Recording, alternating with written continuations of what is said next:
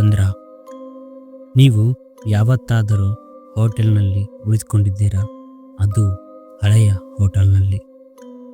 ಹಳೆಯ ಹೋಟೆಲ್ ಹೇಗಿರ್ತಾವಂದರೆ ಅಶುದ್ಧವಾಗಿರ್ತವೆ ಮತ್ತು ನೀರು ಸರಿಯಾಗಿ ಬರ್ತಿರಲ್ಲ, ಮನಸ್ಸಿಗೆ ಏನೋ ಸರಿ ಇಲ್ಲ ಅನ್ನಿಸುವಂತಹ ರೂಮ್ಗಳು. ಈ ಥರ ಅನುಭವ ನಿಮಗೆ ಯಾವತ್ತಾದರೂ ಆಗಿದೆಯಾ? ಇಂದಿನ ಕತೆ ಯಾವುದೋ ಒಂದು ಭೂತ ಬಂಗಲೆಯದಲ್ಲ ಮತ್ತು ಮನೆ ದೆವ್ವದ ಕಥೆಯಲ್ಲ.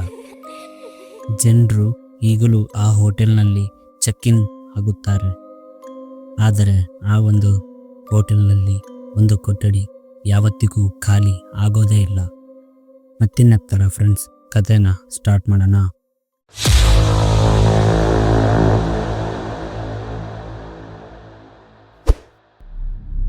ಹಾಯ್ ಫ್ರೆಂಡ್ಸ್, ನಾನು ರಾಘವ್.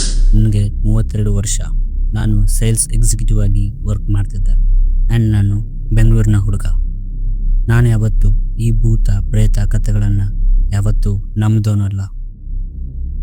ಅದು 2019 ಅಕ್ಟೋಬರ್ ತಿಂಗಳು. ಬೆಂಗಳೂರಿನಿಂದ ಧಾರವಾಡ ಕಡೆಗೆ ಹೊರಡ್ತಿದ್ದೆ. ಯಾವುದೋ ಒಂದು ಪರ್ಸ್ನಲ್ ವರ್ಕ್ಗಾಗಿ ಧಾರವಾಡಕ್ಕೆ ಹೋಗ್ತಿದ್ದೆ. ಅದು ಚಿತ್ರದುರ್ಗದ ಹೈವೇ. ಸುಮಾರು 10:30-11 ಗಂಟೆ ಆಗಿತ್ತು. ನನ್ನ ಮೊಬೈಲ್ ಬ್ಯಾಟರಿ 12% ಇತ್ತು. ಅಷ್ಟರಲ್ಲಿ ನನಗೆ ಕಾಣಿಸಿದ್ದು ಶ್ರೀ ಲಕ್ಷ್ಮಿ ರೆಸಿಡೆನ್ಸಿ, ರೂಮ್ಸ್ ಖಾಲಿ ಇವೆ ಅಂತ ಬೋರ್ಡ್ ಕಾಣಿಸ್ತು. ಇನ್ನೇನಪ್ಪ, ರಾತ್ರಿ ಆಯಿತು, ಡ್ರೈವಿಂಗ್ ಮಾಡ್ಕೊಂಡು ಹೋಗೋಕ್ಕಾಗಲ್ಲ ಅಂತ ಆ ಹೋಟೆಲ್ನಲ್ಲಿ ಇದ್ದು ಮಾರ್ನಿಂಗ್ ಹೋದ್ರಾಯ್ತಂತ ಡಿಸೈಡ್ ಮಾಡಿದೆ. ಹೋಟೆಲ್ ನೋಡೋಕ್ಕೆ ತುಂಬ ಹಳೇದಿತ್ತು ಮತ್ತು ಪಾರ್ಕಿಂಗ್ ಲಾಟ್ ಕೂಡ ಖಾಲಿ ಇತ್ತು. ರಿಸೆಪ್ಷನ್ನಲ್ಲಿ ಒಬ್ಬ ಮುದುಕ ಕೂತಿದ್ದ. ನಾನು ಅವನ ರೂಮ್ಸ್ ಇದೆಯಾ ಅಂತ ಕೇಳಿದಾಗ ಅವನು ಒಂದು ಸೆಕೆಂಡ್ ನಿಶಬ್ದವಾದ. ಆಮೇಲೆ ಸ್ವಲ್ಪ ಸಮಯ ತಗೊಂಡು, ಇದೆ ಸರ್, ಒಂದು ರೂಮ್ ಖಾಲಿ ಇದೆ ಅಂತ ಹೇಳ್ದ.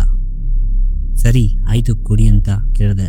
ರೂಮ್ ನಂಬರ್ ಎಷ್ಟು ಅಂತ ಕೇಳಿದಾಗ ಅವನು ಹೇಳ್ದ, ರೂಮ್ ನಂಬರ್ 307 ಸರ್ ಅಂತ ಹೇಳ್ದ. ಮತ್ತು ಕೀ ಕೊಡುವಾಗ ಅವನ ಕೈ ನಡುಗುತ್ತಿತ್ತು. ಹೋಗುವ ಮುನ್ನ ಅವನು ನನಗೆ ಒಂದು ಮಾತು ಹೇಳ್ದ, ಸರ್, ಏನಾದರೂ ಪ್ರಾಬ್ಲಮ್ ಆದರೆ ತಕ್ಷಣ ಕೆಳಗೆ ಬಂದುಬಿಡಿ ಅಂತ ಹೇಳ್ದ. ನನಗೆ ಯಾಕೆ ಹೀಗೆ ಹೇಳ್ದ ಅಂತ ವಿಚಾರ ಮಾಡ್ತಾ ಹಾಗೆ ಹೊರಟೆ. ರೂಮ್ ಇದ್ದಿದ್ದು 3ನೇ ಮಹಡಿಲಿ. ಸೊ ನನ್ನ ಒಂದೇ ಬ್ಯಾಗ್ನ ತಗೊಂಡು ನಾನು ಸ್ಟೆಪ್ಸ್ ಹತ್ಕೊಂಡು ಹೋದೆ. 3ನೇ ಮಹಡಿ. ಕಾರಿಡಾರ್ ಫುಲ್ ಸೈಲೆಂಟ್ ಆಗಿತ್ತು. Room number 307 ಕೊನೆಯದಿತ್ತು. ಹೋಗಿ ಬಾಗಿಲು ತೆಗ್ದೆ. ರೂಮ್ ತುಂಬ ಚಳಿ ಅನ್ನಿಸ್ತು. ಫ್ಯಾನ್ ಆಫ್ ಆಗೇ ಇತ್ತು, AC ಏನಿದ್ದಿಲ್ಲ ಮತ್ತು ಬೆಡ್ ಎದುರಿಗೆ ಒಂದು ದೊಡ್ಡದಾಗಿರೋ ಕನ್ನಡಿ ಇತ್ತು. ಬಾತ್ರೂಮ್ ಲೈಟ್ ಆನ್ ಆಗೇ ಇತ್ತು. ಒದ್ದೆಯಾಗಿರೋ ಟವಲ್ ಕಾಣಿಸ್ತು. ಸೊ ಆ ಟವಲ್ ಸೈಡ್ಗಿಟ್ಟು ನಾನು ತಗೊಂಡೋಗಿದ್ದಂಥ ಟವಲ್ನ ಯೂಸ್ ಮಾಡಿಕೊಂಡೆ ನಾನು ಸ್ನಾನ ಮಾಡ್ಕೊಂಡು ಬಂದೆ. ಹೊರಗಡೆ ಬರೋ ಅಷ್ಟರಲ್ಲಿ ರೂಮಿನ ಬಾಗಿಲು ಯಾರೋ ಬಡಿತಿರೋ ಸೌಂಡ್ ಕೇಳಿಸ್ತು. ಬಾಗಿಲನ್ನ ತೆಗೆದು ನೋಡಿದೆ, ಯಾರೂ ಇದ್ದಿಲ್ಲ. ಕಾರಿಡಾರ್ನ ಆ ಕಡೆ ಈ ಕಡೆ ನೋಡಿದಾಗ್ಲೂ ಯಾರೂ ಕಾಣಿಸ್ತಿಲ್ಲ. ನಾನು ಬರಬೇಕಾದ್ರೆ ಬಾತ್ರೂಮ್ ಲೈಟ್ ಆಫ್ ಮಾಡಿದ್ದೆ ಅನಿಸುತ್ತೆ. ಬಟ್ ಹಿಂತಿರುಗಿ ನೋಡಿದಾಗ ಬಾತ್ರೂಮ್ ಲೈಟ್ ಮತ್ತೆ ಆನ್ ಆಗಿತ್ತು. ಇದೇನಪ್ಪ ಅಂತ ಹೇಳಿ ಅದನ್ನ ಆಫ್ ಮಾಡಿ ಮಿರರ್ ಕಡೆ ನೋಡಕ್ಕೆ ಹೋದೆ. ಮಿರರ್ ಫುಲ್ ಮಂಜಾಗಿತ್ತು. ಅದರಲ್ಲಿ ಯಾವುದೋ ಒಂದು ಕೈ ಬರಹ ಕಾಣಿಸ್ತು. ಅದು ಹೋಗು ಅಂತ ಬರೆದಂಗಿತ್ತು. ಇದೇನಪ್ಪ ವಿಚಿತ್ರ ಅಂತ ನಾನು ಯೋಚನೆ ಮಾಡೋಷ್ಟರಲ್ಲಿ ನನ್ನ ರೂಮಲ್ಲಿದ್ದಂಥ ಫೋನ್ಗೆ ಒಂದು ಕರೆ ಬಂತು. ನಾನು ಆ ಕೆಳಗಡೆ ಕೂತಿದ್ದ ಮುದುಕಂದೇ ಕಾಲ್ ಇರಬೇಕಂತ ಮೊದಲಿಗೆ ಎತ್ತಲಿಲ್ಲ. ಫಸ್ಟ್ ನಾನು ರೆಡಿ ಆಗಬೇಕಿತ್ತು. ಅಷ್ಟರಲ್ಲಿ ಮತ್ತೆ ಫೋನ್ ರಿಂಗ್ ಆಯಿತು.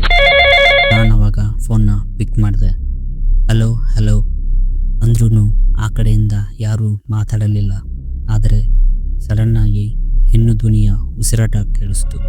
ಮತ್ತು ನೀನು ಇಲ್ಲಿ ಯಾಕೆ ಬಂದೆ ಅನ್ನೋ ಶಬ್ದ ಹೇಳಿ ಟಕ್ ಅಂತ ಕಟ್ಟಾಯಿತು. ಅರೆ ಇದೇನಪ್ಪ ವಿಚಿತ್ರ, ಏನೇನು ನಡೀತಿದೆಯಲ್ಲಂತ ಮೊದಲೇ ಭಯ ಪಟ್ಬಿಟ್ಟೆ.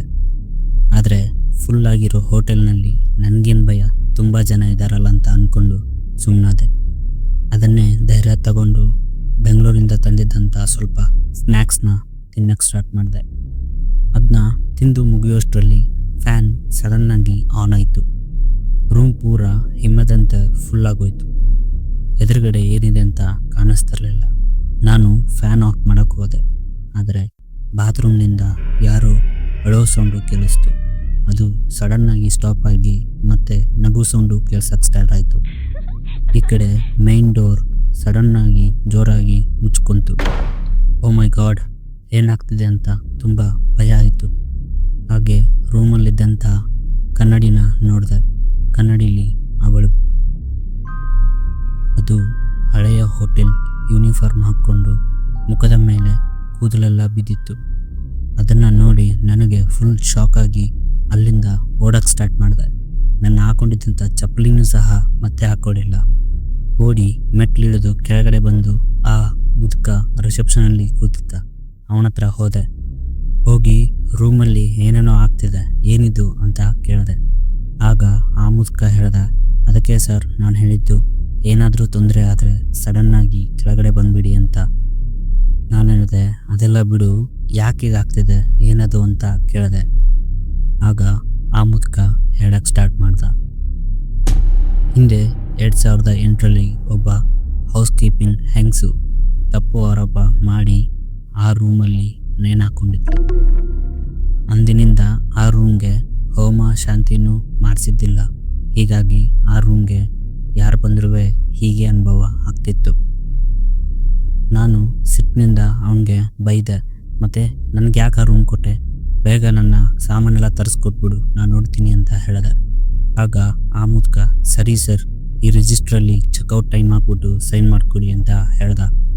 ರಿಜಿಸ್ಟರ್ ಬುಕ್ನ ನನ್ನ ಹತ್ರ ತಿರುಗಿಸ್ದ. ನಾನು ಚೆಕ್ಔಟ್ ಟೈಮ್ ಹಾಕೋಣ ಅಂತ ನೋಡಿದೆ. ಅದಕ್ಕೂ ಮುಂಚೆ ನಾನು ಚೆಕ್-ಇನ್ ಆಗಿರೋ ಟೈಮ್ನ ಚೆಕ್ ಮಾಡಿದೆ. 9:40 ಅಂತ ಬರೆದಿತ್ತು. ನಾನು 10:30ಗಲ್ವಾ ಬಂದಿರೋದು, 9:40ಗಂತ ಹಾಕಿದ್ಯಾ ಅಂತ ಕೇಳಿದೆ. ಆಗ ಆ ಮುದುಕ ಹೇಳಿದ್ದು ನನಗೆ ತುಂಬ ಶಾಕಿಂಗ್ ಅನ್ನಿಸ್ತು.